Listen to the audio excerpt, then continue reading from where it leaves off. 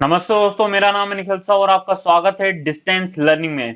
इस वीडियो में हम सिविल सेवा परीक्षा के विषय में जो मिथक बताए जाते हैं विद्यार्थियों को, उनके बारे में जानने की कोशिश करेंगे। आपके डाउट्स को इस वीडियो में हम क्लियर करने की कोशिश करेंगे। अगर आपको कोई डाउट है जो इस वीडियो में कवर नहीं हो पा रहा है तो आप मुझे इस व्हाट्सएप नंबर पर डायरेक्ट संपर्क कर सकते हैं। मैं 24 घंटे के अंदर उसका रिप्लाई जरूर दूंगा, ये मेरी पर्सनल गारंटी है। तो दोस्तों, हम सभी जो विद्यार्थी हैं सिविल सेवा की परीक्षा के दौरान कई गलत मिथक सुनते हैं, कई गलत बातें सुनते हैं, जिससे हमारी जो पढ़ाई है वो बाधित होती है। हम भयभीत हो जाते हैं कि कौन सी बुक पढ़ें, क्या ना पढ़ें, कौन सा न्यूज़पेपर पढ़ें, ओल्ड एनसीईआरटी पढ़ें या न्यू एनसीईआरटी पढ़ें। ये सब जो चीजें हैं ये कई हमारे सीनियर्स हैं या कई बार हम कोई दूसरे सोर्स से पढ़ लेते हैं, जिससे हमारी परीक्षा बाधित होती है। यहाँ पे मैंने 9 प्रश्नों को तैयार किया है जो नॉर्मली विद्यार्थी के मन में होते हैं लेकिन वो क्लियर नहीं हो पाते हैं। तो इस वीडियो में हम उनको क्लियर करने की कोशिश करेंगे। इसके अलावा आपके प्रश्न कोई बच जाते हैं तो आप मुझे व्हाट्सएप पे कर दीजिएगा। पहला प्रश्न देख लेते हैं कि कुछ लोग कहते हैं कि सिविल सेवा परीक्षा सभी परीक्षाओं में सर्वाधिक कठिन परीक्षा है, क्या ये सत्य है? देखिए, ये सत्य नहीं है, पूर्णतः ये सत्य नहीं है। क्यों सत्य नहीं है? क्योंकि जो सिविल सेवा परीक्षा है ये अन्य परीक्षाओं की तरह ही एक परीक्षा है। केवल इसमें अंतर ये है कि इसकी जो प्रकृति है और प्रक्रिया है वो थोड़ी कठिन है। कठिन मतलब कि अलग है। अन्य जो परीक्षाएं आप देख लीजिए, कोई भी एक दिन में हो जाती है, 2 दिन में हो जाती है, पेपर्स की बात कर रहा हूं मैं। लेकिन आप जो हमारा यूपीएससी द्वारा जो सिविल सेवा परीक्षा ली जाती है, इसमें आप देखिए प्रीलिम्स होता है जिसमें 2 पेपर होते हैं, उसके बाद मेंस होता है जिसमें 4 पेपर तो जनरल स्टडी के होते हैं, फिर ऑप्शनल पेपर होता है, ऐसे राइटिंग होता है, कंपलसरी पेपर होता है, उसके बाद इंटरव्यू होता है। तो इसकी प्रकृति और प्रक्रिया जो है वो एक लंबी चौड़ी है, जिसको 1 या 2 दिन में तैयार नहीं किया जा सकता, इसमें सालों लगते हैं। इसलिए इसकी प्रकृति जो है उसे टारगेट करने के लिए, उसे अचीव करने के लिए एक उचित रणनीति और निरंतर अभ्यास करना बहुत आवश्यक है। उचित रणनीति और निरंतर अभ्यास से क्या आशय है मेरा? उचित रणनीति से आशय ये है कि आप जो सिलेबस कंप्लीट कर रहे हैं, यूपीएससी का एक सिलेबस है, आप उसे पढ़ें और उसके अनुसार अपनी रणनीति बनाकर फिर पढ़ाई करना चालू करें। एक बार रणनीति बन जाए फिर आप निरंतर प्रयास करें। निरंतर प्रयास से आशय मेरा यह है कि एक भी दिन गैप नहीं होना चाहिए। ऐसा नहीं कि आपने एक दिन 16 घंटे पढ़ लिया और दूसरे दिन आपने 2 घंटे पढ़ा या पढ़ा ही नहीं। ऐसा नहीं, 6 घंटे पढ़ रहे हो तो रोज 6-6 घंटे पढ़ें आप, या 8 घंटे पढ़ रहे हैं तो रोज 8-8 घंटे पढ़ें। इसमें गैप नहीं होना चाहिए। दोस्तों, जो यूपीएससी की परीक्षा है उसमें केवल ये 2 चीज मायने रखती हैं, उचित रणनीति और निरंतर अभ्यास। ये दोनों अगर हैं आपके पास तो आप मान के चलिए कि आप उन 6 से 10,000 बच्चों के बीच में हो जो बिल्कुल सीरियस एस्पिरेंट है यूपीएससी के लिए। दूसरा प्रश्न देख लेते हैं क्या बोलता है। कुछ लोग कहते हैं कि सिविल सेवा परीक्षा में सफल होने के लिए प्रति घंटे 16 से 18 घंटे पढ़ने की आवश्यकता होती है, जो बिल्कुल ही बिल्कुल गलत है। आप मुझे बताओ, 16 से 18 घंटा पढ़ोगे तो सोओगे कब, खाओगे कब, नहाओगे कब, और भी चीजें होती है दुनियादारी में, वो कब करोगे? तो ऐसा बिल्कुल गलत है। 18 घंटे अगर आप पढ़ रहे हैं तो मेरी बात मानिए, एफिशिएंसी आपकी बहुत ज्यादा कम हो जाएगी, जिससे आपकी जो पढ़ाई है, जहां पे आप बहुत अच्छा फोकस कर सकते थे, वो बाधित हो जाएगी। सिविल सेवा परीक्षा 3 चरणों में होती है। प्रत्येक चरण में अलग रणनीति और अलग प्रक्रिया की आवश्यकता होती है। मैंने जैसा कि अभी आपसे थोड़ी देर पहले कहा कि अगर आप 6 घंटे पढ़ रहे हैं तो डेली 6-6 घंटे पढ़ें, 8 पढ़ रहे हैं तो 8-8 पढ़ें, 12 पढ़ रहे हैं तो 12-12 पढ़ें। ये 15 से ज्यादा घंटे पढ़ने वाली चीज अगर आप कर रहे हैं तो त्याग दें मेरे हिसाब से। तो बाकी आपके ऊपर डिपेंड करता है। कुछ विद्यार्थी जो होते हैं उनको देर से सब्जेक्ट समझ में आता है, कुछ विद्यार्थी जो होते हैं उन्हें जल्दी समझ में आ जाता है। मान लीजिए कि आप पढ़ रहे हैं इंडो चाइना वॉर या इंडो चाइना रिलेशन आप पढ़ रहे हैं, भारत और चीन के संबंध पढ़ रहे हैं, तो हो सकता है कि आपको ये चीज 2 घंटे में समझ में आ जाए और मुझे 8 घंटे लग जाए। तो ये वेरी करता है स्टूडेंट टू स्टूडेंट। तो इस हिसाब से आप अपना दिनचर्या बना के चलिएगा। प्रत्येक दिन 8 घंटे पढ़ाई बहुत सफिशिएंट होती है यूपीएससी के लिए। 1 से 1.5 साल आप पढ़ते हैं 8 से 9 घंटे के आसपास, तो आपका पूरा सिलेबस तैयार हो जाएगा। आप आंसर राइटिंग कर सकते हैं, आपके नोट्स बन जाएंगे। तो ये इतना समय सफिशिएंट होगा मेरे हिसाब से। तीसरा प्रश्न देख लेते हैं। मैं कुछ व्यक्तिगत कारणों से दिल्ली नहीं जा पाता हूं, मतलब कुछ बच्चे कहते हैं कि हम व्यक्तिगत कारणों से दिल्ली नहीं जा पाते हैं, कुछ लोग कहते हैं कि इस परीक्षा में सफलता प्राप्त करने के लिए दिल्ली में इसकी कोचिंग करना आवश्यक है। क्या यह सत्य है? पूर्णतः सत्य नहीं है, क्योंकि अगर आप 2015 से पहले देखें तो हाँ, इस संबंध में आप कह सकते थे कि दिल्ली चले जाइए, वहां पे अच्छी कोचिंग्स हैं। कोचिंग का कुल मिला के होता है गाइडेंस देने का काम, स्टडी मटेरियल देने का काम, एक अच्छी अध्ययन सामग्री देने का काम जैसे कि स्टडी मटेरियल, और आपको जागरूक रखने का काम, ये होता है कोचिंग का। ठीक है, वर्तमान समय में क्या है कि ऑनलाइन बहुत सारी कोचिंग खुल गई है, मैं नाम नहीं लेना चाहूंगा कोई कोचिंग का, लेकिन आपको भी पता है वो अपने प्लेटफॉर्म में 50-60 हजार में, तो आप उन प्लेटफॉर्म को यूज करके अपनी जो रणनीति है उसको अच्छा बना सकते हैं। दोस्तों, हिंदी मीडियम में अभी भी इसमें एक गैप छूट गया है, जिसे भरने की कोशिश हमारे द्वारा डिस्टेंस लर्निंग द्वारा भी की जा रही है। अगर आपका कोई फीडबैक हो तो आप भी हमें दें, ताकि हम इसमें एक नया आयाम जोड़ सकें। बाकी मेरा आपसे निवेदन है कि जो नॉर्मल बातें होती है, न्यूज़पेपर पढ़ना, आपकी जो आंसर राइटिंग होती है वो हम चेक कर ही देते हैं, आप आंसर लिख के हमें भेज सकते हैं। तो ये सब चीजें होती हैं जो कोचिंग प्रोवाइड कराती है। अगर कोचिंग आप नहीं जा पाते हैं और ये चीज आपको घर बैठे मिल रही है, तो इससे अच्छा ऑप्शन क्या होगा? क्योंकि दोस्तों, दिल्ली के मुखर्जी नगर और राजेंद्र नगर में बहुत ही विपरीत परिस्थितियों में विद्यार्थी रहते हैं। बहुत ही 4x5 के कमरे होते हैं, 4x5 के, समझ रहे हैं ना आप, 4 फीट 5 फीट चौड़े।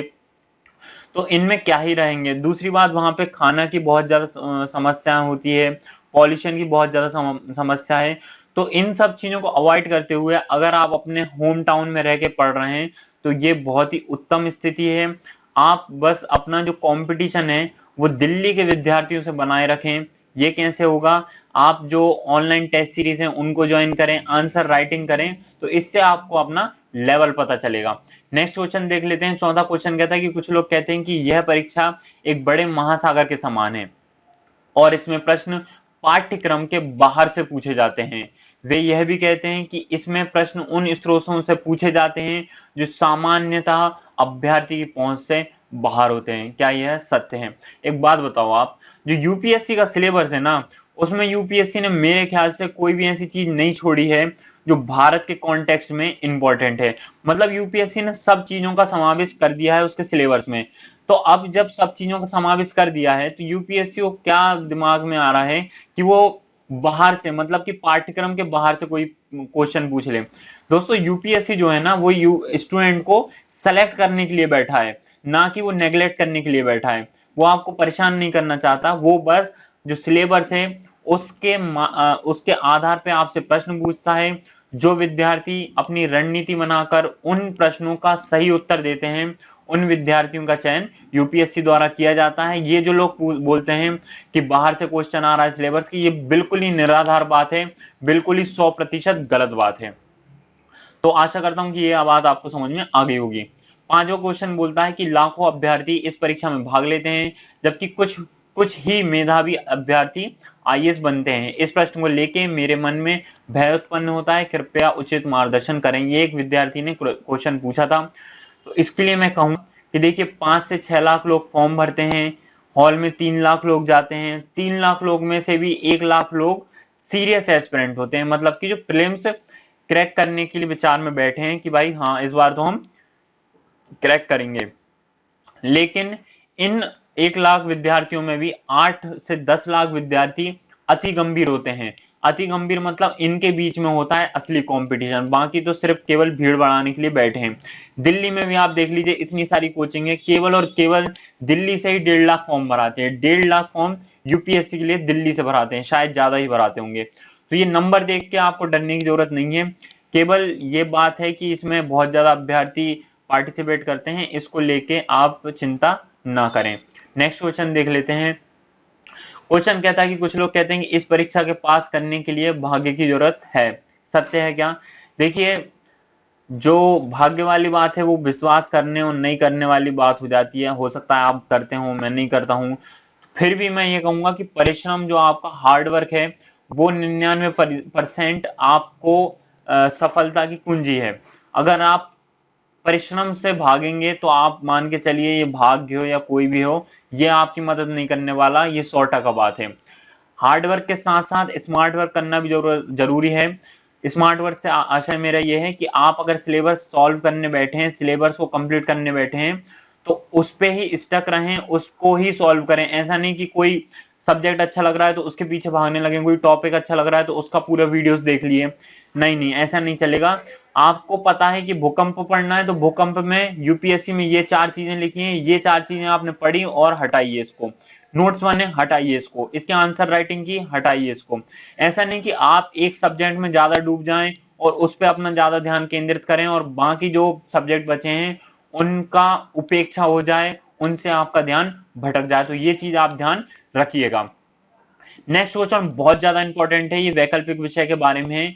इसको लेके मैंने एक अलग वीडियो बना दी थी क्योंकि ये बहुत ही ज्यादा इंपॉर्टेंट विषय है। प्रश्न ये है कि वैकल्पिक विषयों का चयन कैसे करें। कुछ लोग का मानना है कि ऐसे विषय का चयन करना ज्यादा ठीक होता है जिनका पाठ्यक्रम अन्य विषयों की तुलना में छोटा हो और जो सामान्य अध्ययन में मदद करें। ठीक है भाई, आप ऐसा सब्जेक्ट ले लीजिए सामान्य अध्ययन में मदद करता हो, जिसका पाठ्यक्रम छोटा हो। लेकिन अगर वो आपका जो सब्जेक्ट है वो आपको अच्छा स्कोर ही नहीं दे पा रहा है, तो ऐसे सब्जेक्ट को लेने का क्या मतलब निकलेगा, कोई मतलब नहीं निकलेगा। तो सबसे पहले तो आप देखिए कि अगर आप हिंदी मीडियम में हैं तो हिंदी मीडियम में ऐसे कौन से सब्जेक्ट हैं जो अच्छे स्कोरिंग हैं, जिनमें अच्छे नंबर आ रहे हैं। पिछले सालों में जो विद्यार्थी सेलेक्ट हुए हैं उनका आप एक बार डाटा कलेक्ट कीजिए, उनका एवरेज निकालिए। एवरेज निकालने के बाद आपको पता चलेगा कि हिंदी माध्यम के ये विद्यार्थी हैं और इनको इस विषय में इस ऑप्शनल सब्जेक्ट में ज्यादा अंक मिले हैं। फिर आप उसको आधार बनाकर अपना ऑप्शनल सब्जेक्ट सेलेक्ट कर सकते हैं। तो दोस्तों ये बात आप ध्यान रखिएगा। बाकी आप एक वीडियो ये जो लास्ट में आपको दिखेगी एंड स्क्रीन पे, इसको जरूर देखिएगा, ऑप्शनल सब्जेक्ट लेने में आपकी हेल्प हो जाएगी। नेक्स्ट और सेकंड लास्ट क्वेश्चन देख लेते हैं। क्वेश्चन कहता है कि वैकल्पिक विषयों का चयन के माध्यम में क्या प्रभाव पड़ता है। माध्यम मतलब मीडियम, इंग्लिश मीडियम या हिंदी मीडियम या कन्नड़, जो भी अदर मीडियम्स हैं। तो वैकल्पिक विषयों में जो माध्यम है उसका क्या प्रभाव पड़ता है। कुछ लोगों का मानना है कि हिंदी माध्यम की तुलना में अंग्रेजी माध्यम के अभ्यर्थी ज्यादा अंक प्राप्त करते हैं। क्या यह सत्य है? तो दोस्तों वैकल्पिक विषय के माध्यम में ये बात गलत है। मतलब कि वैकल्पिक विषय के कॉन्टेक्स्ट में अगर बात करें तो ये बात गलत है कि अंग्रेजी को ज्यादा मिलता है, हिंदी माध्यम को कम मिलता है। हाँ, अगर आप जनरल स्टडी की बात करें तो मैं ये कहूंगा कि ये बात आप सही कह रहे हैं। आप पिछला 4 से 5 साल का डेटा उठाइए, आप एक चीज फाइंड करेंगे कि 20 से 30 नंबर के आसपास अंग्रेजी माध्यम के जो विद्यार्थी हैं उनको ज्यादा अंक दिया जाता है और जो हिंदी माध्यम के विद्यार्थी हैं उनको कम अंक दिया जा रहा है। अब इसके क्या कारण है? इसके जो मेन कारण है वो 2 कारण है। देखिए ये पता नहीं है लेकिन मैं आपको एक गैस के माध्यम से बता रहा हूं, क्योंकि जो हमारे प्रोफेसर हैं, मैं जेएनयू में पढ़ता हूं, वहां पे हमारे कुछ प्रोफेसर हैं जो यूपीएससी कॉपी चेक करते हैं, तो वो सारे प्रोफेसर इंग्लिश मीडियम के हैं। तो हिंदी मीडियम की भी शायद वो कॉपी चेक करते होंगे। तो ऑब्वियसली अगर वो हिंदी मीडियम की कॉपी चेक कर रहे हैं तो उनको समझने में असुविधा होती होगी और फिर नंबर उनको कम देंगे। दूसरी बात यह है, जो मैं श्योरिटी के साथ कह रहा हूं क्योंकि ये बात आरटीआई के माध्यम से पता भी की गई थी कि जो जो आंसर की है, आंसर की से आशा है मेरा कि जब आप मेंस की वो लिखते हैं, मेंस का आप पेपर लिखते हैं, तो जो एवेल्युएटर है, जो प्रोफेसर है, जो आपकी कॉपी चेक करेगा, उसे एक मॉडल आंसर दिया जाता है। मॉडल जो आंसर होता है वो होता है इंग्लिश में, वो हिंदी में नहीं होता है। तो इंग्लिश में होगा तो वोकेबलरी भी इंग्लिश में होगी, कीवर्ड्स भी इंग्लिश में होंगे। तो जब जो इवेल्युएटर कॉपी चेक करने बैठेगा तो उसको इंग्लिश की कॉपी अच्छी लगेगी तुलनात्मक रूप से हिंदी की कॉपी। इसलिए 20 से 30 अंक का मार्जिन इंग्लिश मीडियम के विद्यार्थियों को मिल जाता है। लेकिन आप इसमें निराश ना हो, आप जो हमारा ऑप्शनल सब्जेक्ट है उसमें अच्छी लेखन शैली, समय प्रबंधन, स्तरीय पाठ सामग्री की समझ बढ़ाते हुए अच्छा आंसर लिख के ये 20 से 30 अंक को ज्यादा ला सकते हैं और आप अंग्रेजी माध्यम के विद्यार्थियों की बराबरी कर सकते हैं। दोस्तों ये ऑब्वियसली थोड़ा डिसएडवांटेज है लेकिन we can't help on that, sorry. So 9th जो क्वेश्चन है और आखिरी क्वेश्चन है वो कहता है कि कुछ लोग कहते हैं कि आईएएस की नियुक्ति में भ्रष्टाचार होता है, जो बिल्कुल निराधार बात है। देखिए परीक्षा की जो प्रकृति है, परीक्षा का जो संचालन का तरीका है उसमें खामी हो सकती है, जो है भी, क्योंकि अभी मैंने आपको बताया कि यहाँ पे आपको आंसर की इंग्लिश में दी जा रही है, 20 से 30 अंक उनको ज्यादा दिए जा रहे हैं। इंटरव्यू में कई बार डिस्क्रिमिनेशन हो जाता है। तो ये सब चीजें आपको दिख सकती हैं परीक्षा के संचालन में। लेकिन नियुक्ति वाली बात जो है, नियुक्ति वाली बात बिल्कुल गलत है। मतलब ऐसा नहीं कि अगर कोई आईएएस का बच्चा है तो उसे भी मतलब ज्यादा अंक दे देंगे आईएएस की परीक्षा में, नहीं नहीं, ये गलत बात है। ये बिल्कुल निराधार बात है। इसको लेके आप अगर परीक्षा में तैयारी कर रहे हैं तो आप बहुत ज्यादा भटक जाएंगे। आप सोचेंगे अरे उनको तो ज्यादा वो फायदा मिल रहा है, और अगर मिल भी नहीं रहा होगा तो आपको तो लॉस हो जाएगा। तो आप ये सारी चीजें ना सोचें और इनमें टाइम गवाएं।